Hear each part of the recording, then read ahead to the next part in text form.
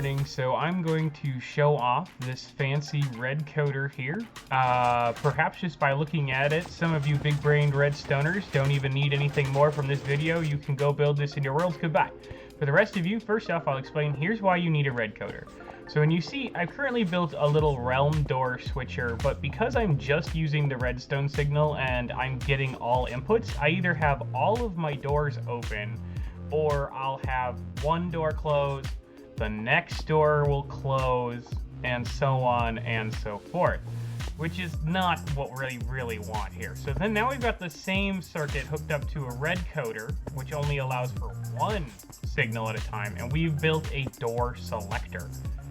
So there's many other things to use of this. Mainly, I want to say most people would use it in like a vending machine, but I was trying to show off something different. So here, and you know what? Have a quartz block. Thank you.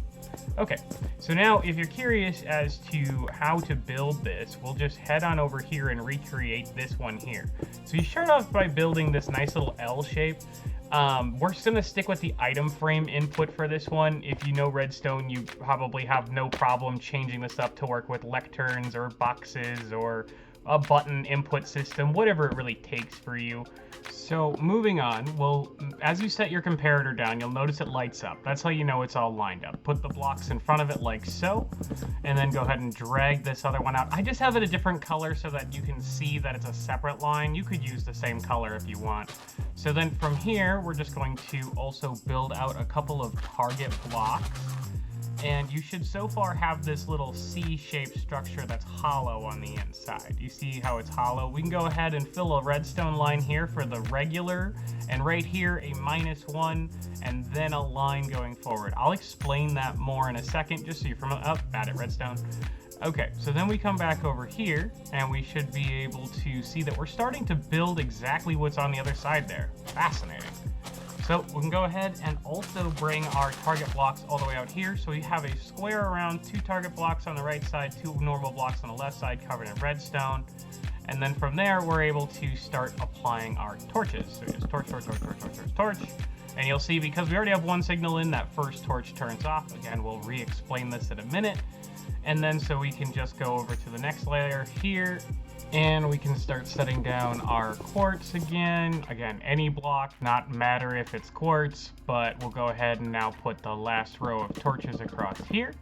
You'll notice that we're currently getting one signal from here, and then we're gonna set up the little cancellation ones here using some redstone repeaters. So then from over here, that's about it. You should be able to see that we're only getting one input, just like when we were doing it on the other side. But just to play with the one that actually has the inputs hooked up to it so you can see it, this is exactly the same. So anyways, this works on the basis that on the inside line here, we have that line going all the way down, which is just canceling the first row of torches.